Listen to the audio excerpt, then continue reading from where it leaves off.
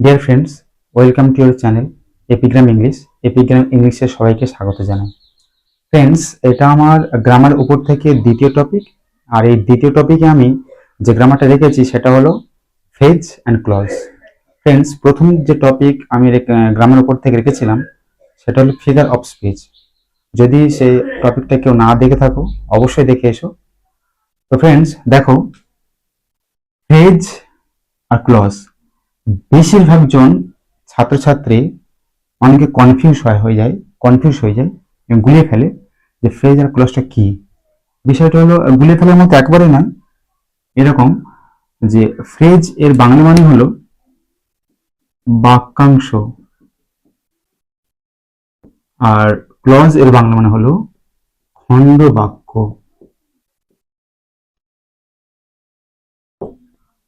Friends দেখো, phrase আর clause ভিডিওটা শুরু থেকে শেষ পর্যন্ত দেখলে ফ্রেজ আর ক্লজ নিয়ে কোনো প্রকারের কোনো সন্দেহ বা কোনো প্রকারের কোনো কনফিউজ থাকবে না, পুরোপুরি দূর হয়ে যাবে। ফ্রেজটা কি? ফ্রেজের ডেফিনেশন দেখা যাক। এ phrase is a group of words.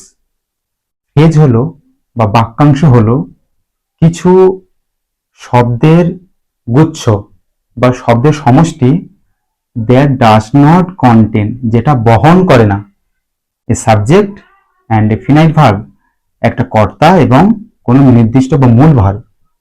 Finite ভার্বটা কি? ফিনাইট ভার্বটা হলো কোনো সেন্টেন্সের যে ভার্ব মূল ভার্ব হিসেবে কাজ করে, কোনো সেন্টেন্সে যদি কোনো ভার্ব মূল ভার্ব হিসেবে কাজ করে সেটাকে আমরা ফিনাইল ভার্ব বলবো। সেটা যখন আলোচনা করবো আমি আস্তে আস্তে ভালো করে বুঝতে পারবে। তো বিষয়টা কি হলো যে একটা ফ্রেজ যেটা কিনা গ্রুপ অফ ওয়ার্ডস হতে পারে, যেটা একটা শব্দগুচ্ছ হতে পারে, শব্দ সমষ্টি হতে পারে, যেটা ডাজ নট কন্টেন, যেটা বহন করে না সাবজেক্ট অ্যান্ড ফিনাইল ভার্ব, যার মধ্যে কোনো সাবজেক্ট ফিনাইল ভার্ব নেই। শব্দ দুটো তিনটে চারটে পাঁচটা শব্দ দিয়ে গঠিত ফ্রেজ হতে পারে, কিন্তু তার মধ্যে কোনো সাবজেক্ট অথবা কোনো ফিনাইল ভার্ব থাকবে না, সেটা হবে ফ্রেজ। আর না থাকার কারণে it can not express A complete idea. ওই সাবজেক্ট এবং ফিনাইল ভার্ব না থাকার কারণে কোনো প্রকারের কোনো কিন্তু পরিষ্কার বা সম্পূর্ণ আইডিয়া, ধারণা প্রকাশ করতে পারে না। বুঝে গেল কি বললাম? সেটা হলো ফ্রেজ। তাহলে ফ্রেজ কি? ফ্রেজ হলো একটা শব্দগুচ্ছ বা সমষ্টি, শব্দের সমষ্টি, যেটা সাবজেক্ট এবং ফিনাইল ছাড়াই গঠিত হয়। যেমন দেখো, খুব ভালো করে বুঝতে হবে, উদাহরণ করে দেখা যাক। এক নম্বর যেটা, ইন দা মর্নিং, সকালবেলা, এর মধ্যে না আছে সাবজেক্ট, না আছে ফিনাইল ভার্ব, তাহলে এটা হয়ে গেল আমাদের কি? Phrase. 3 number, on the table, টেবিলের ওপরে। কি টেবিলের ওপরে? কোনো সাবজেক্ট আছে না, কোনো ভার্ব আছে না, কোনো ফিনাইল ভার্ব, কিছুই নেই। এটা আমাদের phrase. To help the poor, গরিব, সাহায্য করতে গরিবদের। কি সাহায্য করতে? কোনো রকম সাবজেক্ট এখানে নেই বা ফিনাইল ভার্বও নেই। আচ্ছা, এটা কি বলছে? এ বিউটিফুল ফ্লাওয়ার, একটা সুন্দর ফুল। এর মধ্যে কোনো ভার্ব নেই যেটাকে সে প্রপারলি এক্সপ্রেস করবে, প্রকাশ করবে, কমপ্লিট আইডিয়াও নেই, তাই না?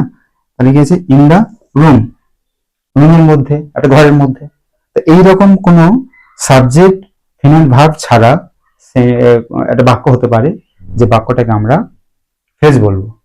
একদম ঠিক তার উল্টোটা ক্লজ।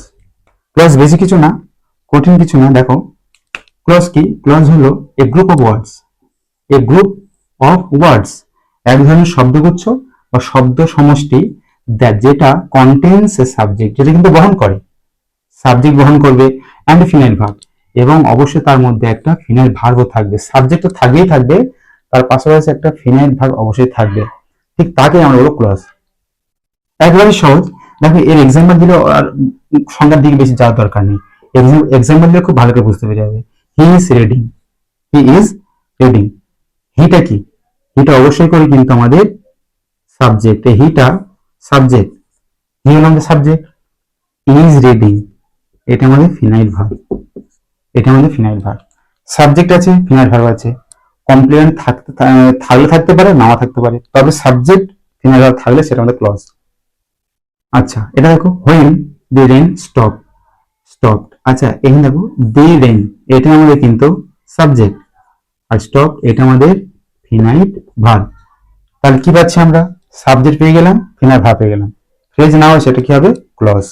এবার দেখো বিকজ আইটা কি সাবজেক্ট, ওই ওয়াজটা কিন্তু আমাদের ফিনাইট ভার্ব, ওয়াজটা আমাদের ফিনাইট ভার্ব।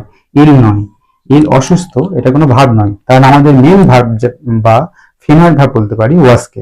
তাহলে বিকজ কারণ আই ওয়াজ ইল আমি অসুস্থ ছিলাম, আইটা সাবজেক্ট, ওয়াজটা ফিনাইট ভার্ব, আর ইলটা আমাদের কমপ্লিমেন্ট। দেখো অবজেক্ট, সরি এটা আমাদের object. He is in the room, he subject, is এটাই আমাদের ফিনাইট ভার্ব, আর এটা পুরোপুরি কমপ্লিমেন্ট, মানে অবজেক্ট কমপ্লিমেন্ট দিয়ে গঠিত। তাহলে কি হয়েছে? He is in the room, সে হয় রুমের মধ্যে, ঘরের মধ্যে। তাহলে এখানে সাবজেক্ট পেয়েছি, ফিনাইট ভার্ব পেয়েছি, তাহলে এটা পুরোপুরি কি আমাদের ক্লজ। আচ্ছা, যদি বলতো যে ইন দ্য রুম, যদি এইটুকু থাকতো ইন দ্য রুম, এইটুকু যদি থাকতো, তাহলে এইটুকু কিন্তু আমাদের হয়ে যেত ফ্রেজ। কি বললাম বোঝা গেল? যার মধ্যে কোনো সাবজেক্ট ফিনাইট ভার্ব থাকবে না সেটাই আমাদের ফ্রেজ হবে। এর মধ্যে না আছে সাবজেক্ট না আছে ফিনাইট ভার্ব, এটা আমাদের ফ্রেজ। এটা দেখো সি সিংস বিউটিফুলি, সে গান গায়, সে গান গায় খুব সুন্দর। তাহলে সিটা কি সাবজেক্ট, সিংসটা কি ফিনাইট ভার্ব, খুব সুন্দর। বোঝা গেল কি বললাম? তাহলে যে সেন্টেন্সের মধ্যে আমরা সাবজেক্ট প্লাস ফিনাইট ভার্ব পাবো তাকে বলবো ক্লজ, আর যে সেন্টেন্সের মধ্যে আমরা সাবজেক্ট অথবা ফিনাইট ভার্ব পাবো না সেটা বলবো ফ্রেজ। তো ফ্রেন্ডস খুব ভালো করে বোঝা গেল, আশা করি ফ্রেজ আর ক্লজের মধ্যে দিয়ে কোনো সমস্যা রইল না। তো এরপরে আমরা গ্রামারের উপর থেকে যে টপিকটা নিয়ে আসবো সেটা হলো পার্টস অফ স্পিচ।